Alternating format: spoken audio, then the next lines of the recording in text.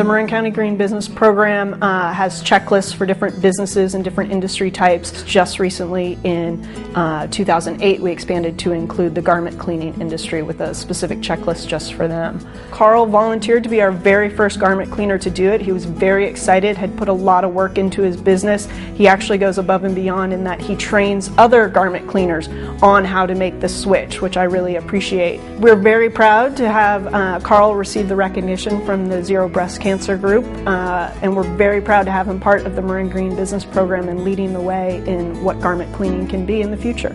My motivation to making the switch is my caring for my customers, my staff, and myself, and the environment. My father has, for about 20 or so years, have complained about having headaches, and you always wonder if it has anything to do with him being in the dry cleaning industry and using the perk.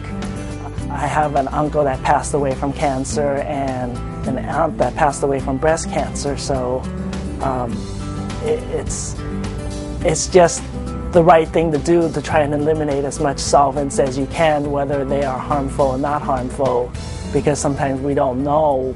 We've been trained that you cannot put wools into water, that you cannot put silks into water, and the wet cleaning system that we do is a water-based solution. We have been trained that you cannot do this, yet I am proving that you can. And what we have forgotten is my ancestors in China and our neighboring countries in India and Pakistan have been cleaning clothes for thousands of years in water.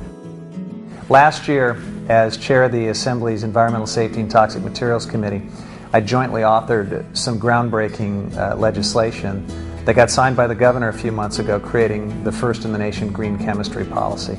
And that's going to go a long way towards a coherent set of policies to remove toxics from the products that surround us and that get into our body tissue and our bloodstream. But even before that bill was signed by Governor Schwarzenegger, Karl was already taking the perk out of his dry cleaning process. And I really applaud him for that, because it's a risk when you're in a business where no one else is doing it that way, where you have to incur some costs in order to transition to a new type of practice. Fortunately, he's doing it in a community like Marin and in the broader Bay Area, where more and more consumers are demanding that we take toxics out of the products that are all around us, so we don't have to live under this cloud of toxicity that may be contributing to our cancer problems. I don't feel like an activist, only because when I think of an activist, I think of people marching down the street with thousands of people creating a protest. I am just a little guy changing my little corner of the world and helping my customers, whether they realize it or not, that I'm trying to do something good for them as well as for the environment.